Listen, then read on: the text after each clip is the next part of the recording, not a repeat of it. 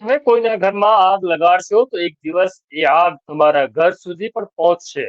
આવું અમે અવારનવાર લોકોને ચેતવી રહ્યા છે, કારણ કે અમે આ આગની જ્વાળાઓ અને આગની જ્વાળામાં દાઝેલા લોકોને જોયા છે.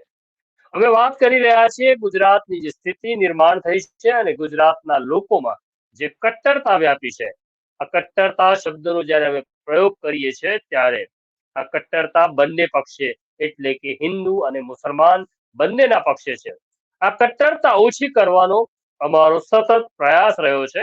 અમે લોકોને સમજાવી રહ્યા છીએ કે તમારું મઝહબ, તમારો ધર્મ કોઈ પણ હોય, આખરે તો આપણે માણસ છીએ અને આ માણસ થવાની હરીફાઈમાં અમે જોડાયેલા છીએ. અમારો પ્રયત્ન રહ્યો છે, કારણ કે અમે ગાંધીજીનું પત્રકારત્વ કરીએ છીએ. અમે નવજીવન ન્યૂઝ છીએ. અમદાવાદની એક ઘટના વિશે તમારી સાથે વાત કરવી છે. અમદાવાદમાં આવેલી ગુજરાત યુનિવર્સિટીમાં વિદેશી વિદ્યાર્થીઓ પણ અભ્યાસ કરવા માટે આવે છે અને હોસ્ટેલમાં તેઓ રહે છે. હમણાં રમજાન મહિનો ચાલી રહ્યો છે, એટલે હોસ્ટેલના એ બ્લોકમાં રહેતા વિદેશી વિદ્યાર્થીઓ જેઓ મુસ્લિમ છે, તેઓ નમાઝ પઢી રહ્યા હતા ત્યારે તેમની ઉપર હુમલો થાય છે. આ વિદેશી મુસલમાનો હોવાને કારણે મામલો ગરમાય છે અને સરકાર પહેલી વખત સચેત બને છે. સરકારને ડર લાગે છે, કારણ કે સરકારને આંતરરાષ્ટ્રીય સ્તરે પોતાનો ચહેરો સાફ રાખવો છે. ચહેરો ભલે સરકારને સાફ રાખવો હોય, પણ મનમાં તો કલુષિતતા છે. ખેર, એ તો સરકારનો પક્ષ છે, પણ જ્યારે આપણે એક માણસ તરીકે, કોઈ હિન્દુ તરીકે અને કોઈ મુસલમાન તરીકે વાત કરતા હોઈએ ત્યારે આપણી વચ્ચે એ કટુતા ન હોવી જોઈએ, તેવો અમારો પ્રયાસ છે. બિંદાસ બોલીશું કાર્યક્રમમાં. મેં અને મારા સાથી તુષાર બસિયાએ યુનિવર્સિટીમાં બનેલી ઘટના અંગે એક કાર્યક્રમ બનાવ્યો હતો, જેમાં એવું કહ્યું હતું કે મુસલમાનો રસ્તાઓ પર નમાઝ પડે છે, જરા વ્યાજબી લાગતું નથી અને આવી જ ઘટનાઓ વારંવાર બને છે. તો આ ઘટનાનો ઉકેલ શું હોઈ શકે તે વિશે અમે મનોમંથન કરતા હતા, પણ અમારી પાસે તેનો ઉત્તર નહોતો. આ દરમિયાન અમારો આ કાર્યક્રમ જોઈ અમેરિકામાં વસતા એક સજ્જન, જેમનું નામ છે નાસિરભાઈ છીપા, જેઓ મૂળ અમદાવાદના છે, તેમનો જન્મ ખંભાતનો છે, પણ 3 દાયકાથી તેઓ અમેરિકામાં વ્યવસાય અર્થે સ્થાયી થયા છે. તેમનો સવારે ફોન આવ્યો અને તેમણે મારી સાથે વાત કરી. તેમણે એવું કહ્યું કે રસ્તા ઉપર નમાઝ પઢવી એ ગેરવ્યાજબી છે. અમારી પાસે અમેરિકામાં તેનો ઉકેલ છે. જો ભારત અને ભારતમાં વસતા મુસલમાનો અને મસ્જિદના સંચાલકો ઈચ્છે તો આ ઉપાય કરી શકાય તેમ છે. એટલે જ અમે નક્કી કર્યું કે અત્યારે તમારી સામે તેમને રજૂ કરીએ. એ અમારા મહેમાન છે. નાસિરભાઈ, તમારું ખૂબ ખૂબ સ્વાગત છે નવજીવન ન્યૂઝમાં. નમસ્તે પ્રશાંતભાઈ, નમસ્તે તુષારભાઈ. ને તમે મને આમંત્રણ આપ્યું તમારા યુટ્યુબ ચેનલની ઉપર, એનો ઘણો ઘણો આભાર માનું છું. મારું નામ નાસિર છીપા છે ને હું મૂળ વતની ખંભાતનો છું. અમદાવાદ ને ખંભાત બંને, મારો જન્મ ખંભાતમાં થયો છે. 92માં હું અમેરિકા સ્થાયી થયો છું. અને જ્યારે અમેરિકા હું આવ્યો ત્યારે અહીંયા આગળ હાર્ડલી 2-3 મસ્જિદો હતી. વોશિંગ્ટન ડીસી એરિયામાં હું રહું છું. આજની જી. તારીખમાં જોવા જઈએ તો અહીં આગળ એટલી બધી મસ્જિદો થઈ ગઈ છે ને એટલા બધા મુસ્લિમ્સ છે. તો આ વસ્તુ જ્યારે મેં તમારા પ્રોગ્રામમાં જોઈ ને હમણાં લગભગ 1-2 વર્ષથી હું જોઉં છું કે ભાઈ નફરત ને એટલી બધી વધી ગઈ છે હિન્દુ મુસ્લિમ કરીને ઇન્ડિયાની અંદર. ને જ્યારે બી આપણે આ જે ધર્મની વાતો આવે છે તો ત્યારે હું જોઉં છું કે ભાઈ આપણે ઇન્ડિયાની અંદર આ ઘણા બધા ટીવીની ચેનલોની ઉપર ચાલતી હોય ચર્ચા કે મુસ્લિમો બહાર નમાઝ કેમ પડે છે, રોડની ઉપર નમાઝ કેમ પડે છે. ને આનું જે સમસ્યા જે છે આનો હલ એક જ છે કે અમેરિકાની અંદર એટલી બધી મસ્જિદો છે, પણ જ્યારે શુક્રવારની નમાઝનો જે ટાઈમ આવે છે તો મુસ્લિમ જે નમાઝ નહીં બી પડતો હોય તો શુક્રવારના દિવસે નમાઝ પડવા જાય છે. તો જુમ્માની ત્યાં નમાઝ આગળ અદા. હા, જુમ્માની નમાઝ અદા કરવા માટે એ જતો હોય છે. હવે ત્યાં આગળ શું છે કે લિમિટેડ જગ્યા હોય છે ત્યાં આગળ. તો અમે લોકો જે અવેલેબલ, હું બી અહીંયા આગળ એક સ્થાનિક મસ્જિદ છે ત્યાં આગળ હું કાર્યકર્તા છું. તો ત્યાં આગળ બી અમે લોકો, કારણ કે ઘણા બધા લોકો આવે છે એટલે ટ્રાફિકની સમસ્યા ઊભી થાય છે. કારણ કે અમેરિકાની અંદર જે બી તમે મસ્જિદ લો તો ત્યાં ઓક્યુપન્સી પરમિટ હોય છે. એ પરમિટના હિસાબે એટલા લોકો ત્યાં આગળ નમાજ, કાં તો એ બિલ્ડિંગની અંદર આટલા લોકોથી વધારે ત્યાં નમાજ પડી ના શકે. કારણ કે ત્યાં આગળ ફાયર માર્શલનો પ્રોબ્લેમ હોય છે. કે આ બિલ્ડિંગ ની અંદર કાલે સમજી લો કઈ ફાયર થઈ જાય, કશું થઈ જાય તો સ્ટેમ્પીડ ના થાય, એ રીતે એ લોકો ધ્યાન રાખે છે કે આ મસ્જિદની અંદર, કારણ કે આ બિલ્ડિંગની અંદર આટલા લોકોથી વધારે ત્યાં હોવા ના જોઈએ.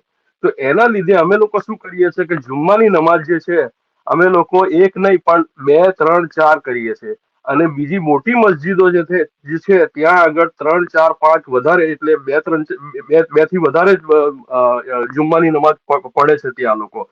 તો આ વસ્તુ મુસ્લિમ, જે હું છે, તમને અહીંયા રોકું છું અને મારે આ થોડું સમજવું છે કે કુરાનની અંદર કે જે લોકો ઇસ્લામમાં ભરોસો કરે છે એ 5 ટાઈમ નમાઝની વાત છે.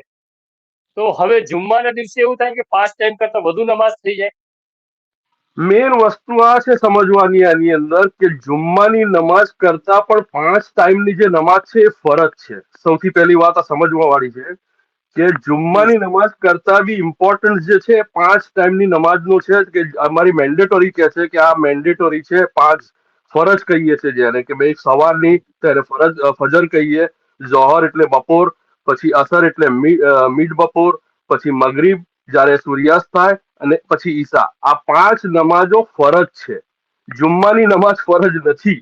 પણ જુમ્માની નમાઝનો ઇમ્પોર્ટન્સ એટલો બધો છે કે લોકો એમ સમજે છે કે જુમ્માની નમાઝ નહીં પડું તો એટલે હું ઇસ્લામમાંથી ખારીજ થઈ જઈશ. પણ આ જી પાંચ ટાઈમની નમાઝ નહીં પડતો હોય પણ જુમ્માના દિવસે નમાઝ પડવા આવશે મસ્જિદની અંદર. એ ઓકે જુમ્માની નમાઝ પડવા બી જયારે આવશે તો એ ખાલી, એટલે જુમ્માનું તમને મહત્વ બતાવું પ્રશાંતભાઈ, કે જુમ્માની અંદર મેઇન ઇમ્પોર્ટન્સ જે છે ને એ પ્રવચનનું છે. કે જુમ્માની અંદર નમાઝ તો પછી આવે છે પણ એ પ્રવચન સાંભળવું બહુ ઇમ્પોર્ટન્ટ છે. એટલે મહત્વની વસ્તુ એ પ્રવચન છે. તો લોકો જી પ્રવચનને વધારે ધ્યાન નથી આપતા, પણ એ બે રકાત નમાઝ પડવાની ઉપર ધ્યાન વધારે આપે છે. ને એ 2 રકાત નમાઝ 2-4 મિનિટની હોય છે. તે એના માટે ખાલી કે ભાઈ બે રકાત મને નમાઝ મળી જાય, એ લોકો માટે એના માટે દોડાદોડી કરતા હોય છે. તે એ લોકો એ બી નથી જોતા કે, કારણ કે અમારે ત્યાં તો શું છે કે લોકો આવે છે જે રીતે ઇન્ડિયામાં છે, પાકિસ્તાનમાં છે, અફઘાનિસ્તાનમાં છે, લોકો એ 2 રકાત નમાઝની ઇમ્પોર્ટન્સ વધારે ગણે છે. પણ ઇમ્પોર્ટન્સ છે એ પ્રવચનનું, કે તમે પ્રવચન સાંભળો.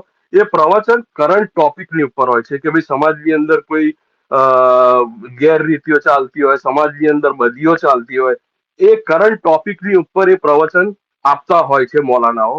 એ સાંભળવું ઇમ્પોર્ટન્ટ છે. તો એ ઇમ્પોર્ટન્ટ નથી રાખતા અને ઇમ્પોર્ટન્સ વધારે આપે છે 2 રકાત નમાઝને. તો એ 2 રકાત નમાઝ અદા કરવા માટે એ લોકો ગમે ત્યાં પાર્કિંગ કરતા હોય છે, ભાગા દોડીની અંદર. એટલે મેઇન ઇમ્પોર્ટન્સ જે છે, જે મહત્વની વસ્તુ છે પ્રવચન, એ સાંભળવામાં ઇમ્પોર્ટન્સ નથી આપતા એ લોકો, પણ એ 2 રકાત નમાઝ પડવાની અંદર ઇમ્પોર્ટન્સ આપે છે. તો એ રીતે શું છે, લોકો જલ્દી આવીને ગમે ત્યાં પાર્ક કરી દે ગાડી, અને લોકોને અડચણ પડતી હોય, કોઈએ પાર્ક કરી હોય એની પાછળ ગાડી પાર્ક કરીને જતો રહે. તો આ બધી વસ્તુ જે છે કે ભાઈ હું મારી બંદગીને લીધે કોઈને હું અડચણરૂપ બનું, એ ઇસ્લામે ક્યારેય શીખવાડ્યું નથી. જેવી રીતના અમદાવાદ કે ગુજરાતની અંદર કે ભારતમાં બધી મસ્જિદોની બહાર જુમ્માની નમાઝમાં એવું થાય છે, તમે કહ્યું એમ કે ઉતાવળમાં માણસ આવે, વાહન ગમે ત્યાં પાર્ક કરી દે, ટ્રાફિકનો પ્રશ્ન થાય. તો અને પછી જો સંખ્યા વધી જાય તો એ રસ્તા ઉપર પણ નમાઝ અદા કરે બેસીને. તો આવું વોશિંગ્ટન ડીસીમાં થાય છે? બિલકુલ નહીં. અહીંયા આગળ કાયદો અને વ્યવસ્થા એટલું બધું કડક છે અહીંયા આગળ, કે fire marshal time to time એ લોકો ચેક કરે છે કે ફલાણી જગ્યાએ કોઈ બી એની, નોટ નેસેસરી કે ખાલી મુસ્લિમ્સની જગ્યાએ, પણ હિન્દુના મંદિરો હોય છે. અને મારા ઘણા બધા ફ્રેન્ડ હિન્દુ છે, એ લોકો જોડે હું જઉં છું, એ લોકોની મુલાકાત લઉં છું. નવરાત્રી દરમિયાન એ લોકો મને ઇન્વાઇટ કરે છે, હું જઉં છું. તો ત્યાં આગળ બી એ જ છે કે એ લોકોનો ટાઈમ લિમિટ છે કે ભાઈ આ તમારું પ્રયાંગણ છે, આ તમારી મંદિરની જગ્યા છે, ત્યાં તમે અંદર ગરબા રમો, લાઉડ સ્પીકર વગાડો, જેટલો અવાજ કરવો એ કરો, બહાર અવાજ ના જવો જોઈએ. એટલે તમે જયારે બહાર અવાજ જાય ને કોઈ કમ્પ્લેન કરે તો તરત જ પોલીસ આવી જાય ને તમને આઈને ખાલી, એટલે કશું કહે નહીં, તમને આઈને એટલું જ કહેશે કે ભાઈ તમારી કમ્પ્લેન આવી છે, તો પડોશીએ કમ્પ્લેન કરી છે, તો જરા તમે અવાજ ઓછો કરો ને આટલું કહીને જતા રહે. એટલે એના પછી બી તમે લોકો કઈ કરો નહીં એ વિશે, તો પછી તમારું એ કાર્યક્રમ એ લોકો બંધ કરાવી દેતા હોય છે. તો અહીંયા આગળ જેટલી બી જુમ્માના મસ્જિદો છે, જેટલી બી મસ્જિદો છે, જુમ્માના દિવસે જે થાય છે બોલો. કે ત્યાં આગળ પણ એવી ભીડ થતી હશે ને નમાઝ અદા કરવા માટે જુમ્માના દિવસે, તો પછી શું વ્યવસ્થા ઊભી કરો છો? વ્યવસ્થા આ છે કે અમે લોકો એક નહીં પણ 2, 3, 4 ને ઈદની અંદર તો સૌથી મોટો અમારો પ્રોબ્લેમ હોય છે. તો ઈદની અંદર તો અમારે પોતાને પોલીસ બોલાવવી પડે છે. ને અમે લોકો અમારે પોતાની મસ્જિદની અંદર અમે લોકો બે નમાઝ કરીએ છીએ કે ભાઈ એક 9:30 વાગે કરીએ, બીજી 10:30 વાગે કરીએ, કાં તો 7:30 વાગે કરીએ, 8:30 વાગે કરીએ. ને એનો અમે લોકો પ્રચાર કરીએ છીએ પહેલેથી કે ભાઈ બે નમાઝો થવાની છે, તો પ્લીઝ બધા જ પહેલી નમાઝમાં ના આવી જતા. કેટલાક લોકો પહેલી નમાઝમાં આવજો, કેટલાક લોકો પછી બીજી નમાઝમાં આવજો. ને બીજી મોટી મસ્જિદો છે ત્યાં આગળ તો 4-4 ને 5-5 નમાઝો થાય છે. નોટ ઓનલી ધેટ, અમારે ત્યાં આગળ ઈદની નમાઝ અમારે કરવી હોય તો ઈદની નમાઝ માટે અમે લોકો મોટા મોટા સ્ટેડિયમો હાયર કરીએ છીએ, મોટા મોટા કમ્યુનિટી સેન્ટર અમે લોકો લઈએ છીએ. ને ત્યાં આગળ અમારા વોલેન્ટિયર્સો કામ કરતા હોય છે કે ભાઈ કોઈ ગેરકાયદેસર પાર્ક ના કરે, હેન્ડીકેપની અંદર પાર્ક ના કરે. એટલે આખી ટીમ હોય છે વોલેન્ટિયર્સની, તે લોકો જઈને આ બધું વ્યવસ્થિત રીતે કામ કરે છે. તો આ જ રીતે ઇન્ડિયાની અંદર બી, ગુજરાતની અંદર, ઇન્ડિયાના કોઈ પણ ખૂણાની અંદર મોટા શહેરોમાં જે છે ત્યાં આગળ મસ્જિદની કમિટીએ આ લોકોએ નક્કી કરવું જોઈએ કે ભાઈ આપણે બિંદગી કરીએ કે આપણી જે ઈબાદત કરવાની છે તે આપણે ઈબાદતના લીધે આપણે કોઈને અડચણરૂપ ના બનીએ.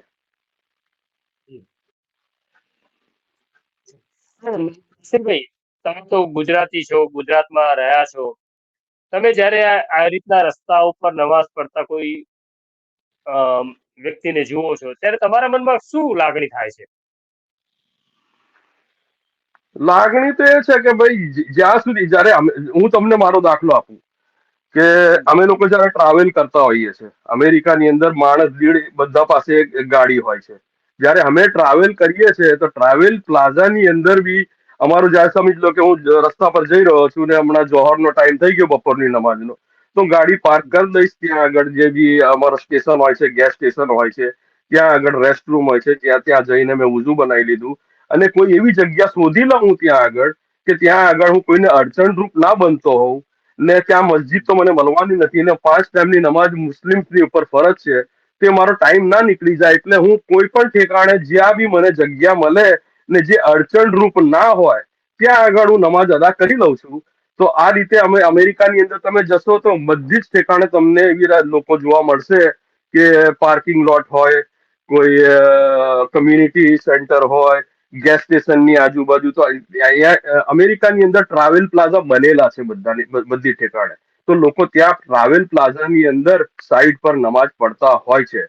તો ઇન્ડિયાની અંદર બી હમણાં મેં જોયું છે, કારણ કે મને યાદ છે કે અમદાવાદની અંદર હું જયારે અહીંયા આગળ આવ્યો તો 90s ની હું વાત કરું છું કે અમદાવાદના રેલવે સ્ટેશનની ઉપર બી મેં નમાજ પડી હતી કુલી ભાઈઓ જોડે ત્યાં અમદાવાદની અંદર.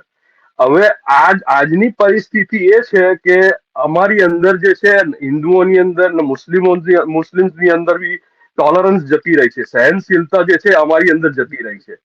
તો એનું આપણે શું કરવું, એનો મારી પાસે જવાબ નથી. એટલે જ્યાં સુધી તમે કોઈને અડચણરૂપ ના બનતા હો ને તમારે ઈશ્વરની બંદગી કરવી હોય, ઈશ્વરની પ્રાર્થના કરવી હોય ને તમે કોઈને અડચણરૂપ ના બનતા હોય, એ જ રીતે આપણે એકબીજાનો અમારે સંભાળ રાખવી જોઈએ.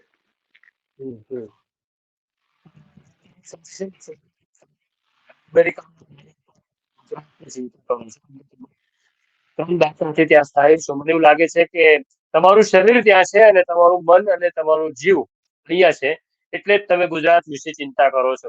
તો તમે ગુજરાતના કોઈ આ પ્રકારના નેતાઓ હોય એમની સાથે વાત કરી છે કે વાત કરવાનો પ્રયત્ન કર્યો છે કે ભાઈ આપણે આનું સોલ્યુશન કેવી રીતના લાવી શકીએ કે આપણે રસ્તા ઉપર નમાજ ન પડીએ? વાત અંદર અંદર થાય છે, લોકોની અંદર અંદર વાત થાય છે. ને જયારે વાત નીકળે છે પછી એનો ડિસ્કશનનો જે ટોપિક છે આખો અલગ રીતે જતો રહે છે. વાત કરીએ તો કે ભાઈ હિન્દુ લોકો બી તો પછી આરતી કરે છે રસ્તાની ઉપર, ને આ લોકોને ગણેશના પંડાલ હોય છે રસ્તાની ઉપર. પછી મારે કેવું પડે છે કે તમે લોકો મોહરમ નથી નીકાળતા, મોહરમની અંદર તમે રસ્તા જામ કરી દો છો અને ત્યાં આગળ લોકોને જે જવું હોય, આવવું જવું હોય, એમ્બ્યુલન્સ કાઢવી હોય, કોઈને હાર્ટ એટેક આવ્યો હોય તો એનું શું કરો છો તમે? તો પછી આ ડિસ્કશન એક અવળી રીતે ઉપર ચડી જાય છે. એટલે વસ્તુ એ છે કે ભાઈ કે મૂળ હમનો આખો પ્રશ્ન ઉભો થઈ જાય છે જ્યારે જ્યારે હું કે તુષાર કે નવજીવન આ પ્રકારની સ્ટોરીઓ કરીએ છે અને અમે અમારી રીતના જે સત્ય અમને લાગે છે મૂકીએ છીએ ત્યારે લોકો પણ અમને એવું કહે છે કે તમને કાશ્મીરની અંદર હિન્દુઓ ઉપર અન્યાય થાય ત્યારે દેખાતું નથી, તમને હિન્દુઓ ઉપર પથ્થરમારો થાય ત્યારે દેખાતું નથી. આ પ્રકારની દલીલોનો સામનો અમે પણ કરીએ છીએ. નાસિરભાઈ, વાત સાચી છે કે આપણે વિષયને સમજવું નથી, આપણે મન ખુલ્લું કરવું નથી, અને આપણે હુસાતુસીમાં પછી હિન્દુ હોય કે મુસલમાન હોય એ સોલ્યુશન તરફ આગળ વધતો નથી, માત્ર આરોપ પ્રતિ આરોપ મૂકવામાં આપણે આવું કરતા હોઈએ છીએ. અત્યારે ત્યાં કેટલા વાગ્યા છે? અત્યારે હમણાં ટાઈમ થયો છે અહીંયા આગળ રાતના 2 વાગ્યા છે. હું દર્શકોને કહેવા માંગીશ કે એક માણસ રાતના 2 વાગે અમેરિકાથી આપણી સાથે એટલા માટે વાત કરે છે કે આ દેશને પ્રેમ કરે છે. કારણ કે મુસલમાનો ઉપર એવો આરોપ થઈ રહ્યો છે કાયમ માટે આઝાદી પછી કે મુસલમાનોનો દેશ એટલે પાકિસ્તાન. પણ આ એક એવા મુસલમાન સાથે તમારો મારે પરિચય કરાવવો હતો કે જે પોતાના દેશને, પોતાના વતનને અને પોતાના ગુજરાતને પ્રેમ કરે છે. મને નાસિરભાઈની એક બીજી વાત પણ સારી લાગી, અને જેમ રસ્તા ઉપર મુસલમાનો નમાઝ પડે છે, લોકોને ખટકે, બહુ સ્વાભાવિક વાત છે, મુસલમાનને રસ્તા ઉપર નમાઝ ન જ પડવી જોઈએ. એવી જ વાત છે કે મુસલમાનનો એક મોટો વર્ગ હવે ગુજરાતી બોલવાનું છોડી રહ્યો છે. અહીંયા આગળ જો હિન્દુ અને મુસલમાન વચ્ચે ઝઘડો થાય તો મુસલમાન એવું કહે છે કે મુસલમાન અને ગુજરાતીઓ વચ્ચે ઝઘડો થયો. મુસલમાન પોતાને ગુજરાતી પણ માનતો નથી, પણ નાસિરભાઈ સરસ ગુજરાતી બોલે છે, એક સામાન્ય માણસની જેવું ગુજરાતી તેમનું છે. વિદેશમાં રહ્યા પછી પણ તેમનું આ ગુજરાતી જ કહે છે કે તેઓ ગુજરાતને પ્રેમ કરે છે. નાસિરભાઈ, તમારો ખૂબ ખૂબ આભાર, તમે અમારી સાથે જોડાયા, તમે અમારી પણ ચિંતા કરો છો, આપણા દેશની પણ ચિંતા કરો છો, તેના માટે તમારો આભાર માનીએ છીએ. બસ તમારી નમાઝમાં અમારા દેશને યાદ કરજો, દુઆ કરજો અમારા માટે કે અમે સલામત રહીએ, પ્રેમથી રહીએ, અને તમે આવો જ્યારે ભારત, ત્યારે તમને એક આબાદ હિન્દુસ્તાન જોવા મળે. તમારો ઘણો ઘણો આભાર કે તમે મને તક આપી, તમારા કાર્યક્રમમાં બોલાયો મને, તો ઘણો ઘણો આભાર. ને ફરી કહેવા માંગુ છું કે મારું શરીર તો અમેરિકામાં છે, પણ મારી રૂહ જે છે, મારી આત્મા છે, એ હિન્દુસ્તાનમાં વસે છે. Thank you very much. Thank you Nasirbhai. ત્યાં રહેતા ભારતીયોને અમારી યાદ આપજો, અને એમને પણ કહેજો કે નવજીવન ન્યૂઝ જોતા રહે. Thank you. વૈષ્ણવજન તો તેને